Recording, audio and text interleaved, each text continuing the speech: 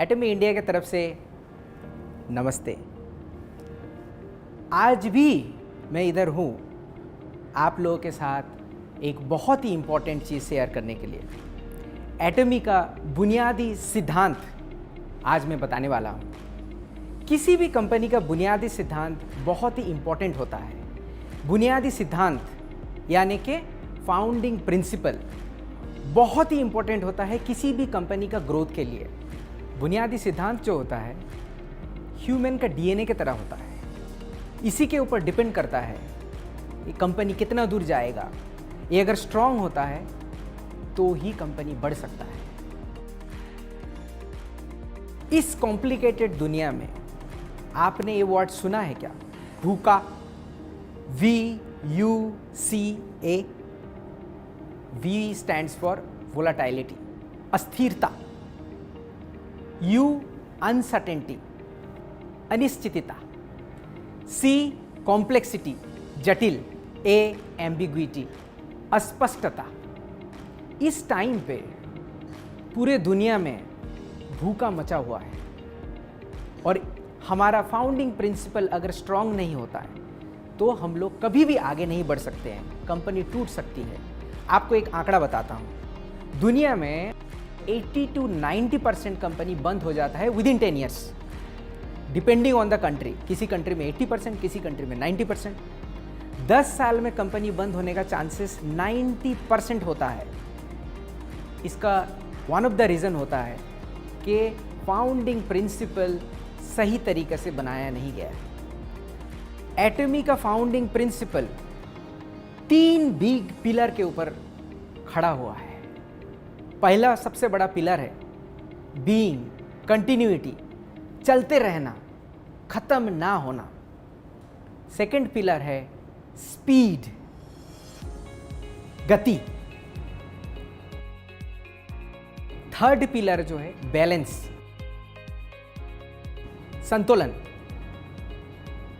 आज मैं आपको बीइंग, कंटिन्यूटी, चलते रहना के बारे में बोलूंगा। नेक्स्ट एपिसोड में मैं आपको स्पीड एंड उसके बाद में मैं आपको बैलेंस के बारे में बताऊंगा।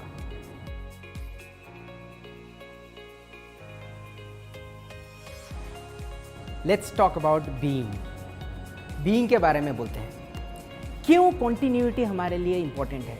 क्यों चलते रहना इंपॉर्टेंट है? कंपनी एक बार स्टॉप हो जाए तो हम सभी इफेक्टेड होते हैं। हमारे एम्प्लॉइज इफेक्टेड होते हैं, हमारे मेंबर्स इफेक्टेड होते हैं, हमारे सप्लायर्स इफेक्टेड होते हैं, इवन हमारे ऊपर जो डिपेंडेंट है, मतलब एम्प्लॉई के ऊपर जो डिपेंडेंट फैमिली है वो भी इफेक्टेड होते हैं। सो इतने सारे इफेक्टेड होने के वजह से हम लोगों को कंपनी किसी भी हालत में बंद नहीं करना है। जैसे कि आपको मैंने आंकड़ा दिया था 80 to 90% कंपनी बंद हो जाता है। तो आप सोचिए उस कंपनी के एम्प्लॉय के बारे में, उस कंपनी से जुड़े हुए सारे व्यक्ति के बारे में, उनसे जुड़ा हुआ सारे परिवार के बारे में। इसीलिए कंपनी कभी भी बंद नहीं होना चाहिए। ये सबसे बड़ा प्रिंसिपल है एटमी के अंदर। कंपनी बंद होने के पीछे 3 इंपॉर्टेंट रीज़न होता है। एक होता है लागत प्रबंधन। लागत प्रबंधन मतलब कॉस्ट मैनेजमेंट के वजह से कंपनी बंद हो जाते हैं। दूसरा होता है संचालन प्रबंधन, जो कि ऑपरेशन मैनेजमेंट होता है। इसके फेलियर से भी कंपनी बंद हो सकती है। तीसरा होता है मानव संसाधन प्रबंधन, HR मैनेजमेंट। ये भी सही तरीके से नहीं होने से कोई भी कंपनी बंद हो सकता है। इन 3 कारण के ऊपर एटमी ने बहुत सोचा है और इसका व्यवस्था ऐसे करके किया कि फ्यूचर में कभी प्रॉब्लम ना आए। लागत प्रबंधन यानी कि कॉस्ट मैनेजमेंट। कॉस्ट मैनेजमेंट में कंपनी का अगर जरा सा भी गलती होती है, ये कंपनी के लिए बहुत भारी पड़ती है। कंपनी को क्लोज बहुत जल्दी करना पड़ जाता है। एटमी के अंदर कॉस्ट मैनेजमेंट का प्रभाव ना आए, इसीलिए हम लोग रेजर थिन कॉस्ट लेके चलते हैं। रेजर थिन कॉस्ट क्या है? अगर हम लोग इतना बड़ा प्रोडक्ट कॉस्ट होता है उसमें से हमारा प्रोडक्शन कॉस्ट इतना ही होता है। क्यों? क्योंकि आपको अगर हम लोगों को अच्छा प्रोडक्ट देना है तो उसमें रॉ मटेरियल अच्छी तरीके से देना है। अब अगर हमारा प्रोडक्शन कॉस्ट ज़्यादा बढ़ गया तो आपको हम लोग कैसे प्राइस में दे सकते हैं? एब्सोल्यूट क्वालिटी, एब्सोल्यूट प्राइस हमारा कहाँ पे रहेगा? कॉस्ट मैनेजमेंट में और एक हम लोग सोच समझ के डिसीजन लिए हुए हैं, ये है जीरो डेब्ट पॉलिसी। ये क्या है? इसका मतलब है हमारे जितने भी सप्लायर हैं, हम लोगों को जो सप्लाई देते हैं गुड्स, उनका 1 हफ्ते के अंदर हम लोग पेमेंट कर देते हैं और कभी भी उनका पैसा बकाया नहीं रहते हैं। इवन उनको फैक्ट्री सेटअप करने के लिए हम लोग एडवांस में पैसे देते हैं। पहले से एडवांस में अगर पैसे देते हैं तो इसका फ़ायदा कहाँ पे है? उनको कहीं से बैंक या फाइनेंशियल इंस्टीट्यूशन से उनको पैसा उधार लेना नहीं पड़ता है, उनको इंटरेस्ट नहीं लगता है। उसके वजह से क्या हुआ? मेरा प्रोडक्शन कॉस्ट भी कम गया। हम लोग उनको अगर पैसे सही टाइम पे देते हैं, हमारे लिए पहले माल अच्छी तरीके से बनाते हैं, इसका फ़ायदा हम पे नहीं होता है, इसका फ़ायदा होता है आपके ऊपर, हमारे कंज्यूमर के ऊपर। मैं आपको एग्जांपल देता हूँ। हमारे जो लामियन फैक्ट्री है कोरिया में, उसमें एक बार आग लग गया। आग लगने के बाद नास्ता नाबूद हो गई और कंपनी का CEO हमारे चेयरमैन के पास आए और बोलने लगे मेरा फैक्ट्री तो जल गया। हमारे चेयरमैन डॉक्टर हान गिल पार्क ने ना सिर्फ उनको हेल्प किया, फैक्ट्री छोटे से बड़े एक्सपेंड करके उसमें प्रोडक्शन और बढ़ा दिया और उनको एडवांस पैसा दे दिया। ये सहायता मिलने के बाद प्रोडक्शन बढ़ गया, तो ग्रेटिट्यूड से उन्होंने क्या किया? कप लामियन में 30% ज़्यादा दे दिया सेम प्राइस पर। 30% ज़्यादा किसको बेनिफिट हुआ? हमको नहीं, कंज्यूमर को बेनिफिट हुआ। सो एक हेल्प कॉस्ट मैनेजमेंट में कैसा करके इफेक्ट होता है, ये एटॉमी सही तरीक़े से पालन करता है। ऑपरेशन मैनेजमेंट, संचालन प्रबंधन, इसका जरा सा भी गलती होता है, ऑपरेशन में अगर जरा सा भी मिस्टेक होती है, कंपनी बंद करना पड़ता है। ये ना हो, ऐसे सिचुएशन हम पे ना हो, हम लोग बहुत सोच समझ के प्रिंसिपल सेंट्रिक ऑपरेशन से रखा हुआ है। इसमें से क्या होता है? हमारे जितने भी डिसीजंस होते हैं वो उसका बेस होता है प्रिंसिपल। एंड हम लोग काम बढ़ाते नहीं हैं, काम घटाते हैं। ऑपरेशन होते हैं काम को डिस्ट्रॉय करने के लिए। हम लोग रिपीटेड काम को कंप्यूटर को देते हैं। हमारे कंपनी के अंदर भी फास्ट एग्जीक्यूशन होता है। वेबसाइट बहुत फास्ट है। हमारा पहले दिन से 2009 से ही हम लोग वेबसाइट के थ्रू देके ऑपरेशन करते हैं।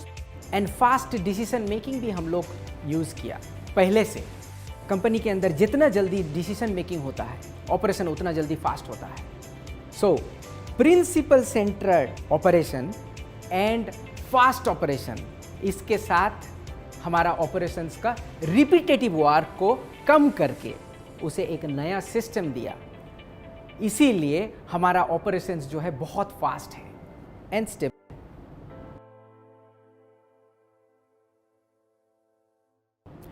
मानव संसाधन प्रबंधन यानी कि HR मैनेजमेंट। कंपनी का हर काम जो है कंपनी एक बंदा नहीं कर सकता है। कंपनी का हर एम्प्लॉय मिल के प्रोजेक्ट बनता है। कंपनी का हर बंदे का कंट्रीब्यूशन से कंपनी चलता है। इसको अगर सही तरीक़े से हम लोग संतुलन या फिर सही तरीके से इसका संचालन नहीं करते हैं तो कंपनी कभी भी आगे नहीं बढ़ सकता है। और कंपनी के अंदर हर एम्प्लॉय का कंट्रीब्यूशंस बहुत ही बड़ा माना जाता हुआ है। हमारे कंपनी के अंदर हर एक एम्प्लॉय का कंट्रीब्यूशन सही तरीके से होता है एंड उनको वो डिसीजन मेकिंग पावर दिया जाता है। ये डिसीजन पावर जो है उनका creativity and multiple different experience के तरीके से गैदर किया होता है। आपको एक एग्जांपल देता हूँ। मुझे एक कैमरा खरीदना है। अगर मैंने बांध दिया नहीं तुम इतने पैसे में ही खरीदो, तो वो बेस्ट कैमरा खरीद नहीं पाएगा। उसके लिए वो उसका फ्री विल रहता है कि नहीं मुझे ये कैमरा अपने कंपनी के लिए चाहिए। वो डिसीजन खुद लेता है और वो डिसीजन हम लोग फॉलो करते हैं। सिर्फ ये नहीं, हमारे एम्प्लॉई जो हमारे कंपनी में है वो एक प्रोजेक्ट नहीं करते हैं, मल्टीपल प्रोजेक्ट में उनको इन्वॉल्व किया जाता है। कोई न्यू कमर हमारे कंपनी में जब आते हैं, उनको हम लोग बड़ा काम दे देते हैं, जैसे कि उनका एक्सपीरियंस बढ़े। इस वजह से हमारा कंपनी का क्या फ़ायदा होता है, उनका डिसीजन पावर बढ़ता है। फाइनली कंपनी का ग्रोथ एम्प्लॉय के ऊपर ही डिपेंड करता है। इसी वजह से एटमी ने सही तरीका से एम्प्लॉय के साथ कोलैबोरेशन करके कंपनी को आगे बढ़ाया। सो बीइंग कंटिन्यूटी, यानी कि चलते रहना, हमारा धर्म होता है। ये एटमी का वन ऑफ द पिलर है। ये हमारा फाउंडिंग प्रिंसिपल का सबसे बेहतरीन और सबसे पहला पिलर है। हमारा कंपनी चलते रहना चाहिए, क्योंकि हम लोग चलते रहेंगे तभी 100 साल तक हमारा कंपनी जारी रहेगा। और सिर्फ आपका जनरेशन नहीं, आपके बच्चे और उनके भी बच्चे 100 साल तक हमारे कंपनी के साथ जुड़े रहते हैं। ये फाउंडिंग प्रिंसिपल के अंदर 3 डिफरेंट मैनेजमेंट के थ्रू देके हमारा कंटिन्यूटी जारी रखते हैं। अगली बार मैं फिर से आऊँगा और स्पीड फाउंडिंग प्रिंसिपल के बारे में आपको डिटेल्स में बताऊंगा। तब तक के लिए नमस्ते, जय हिंद।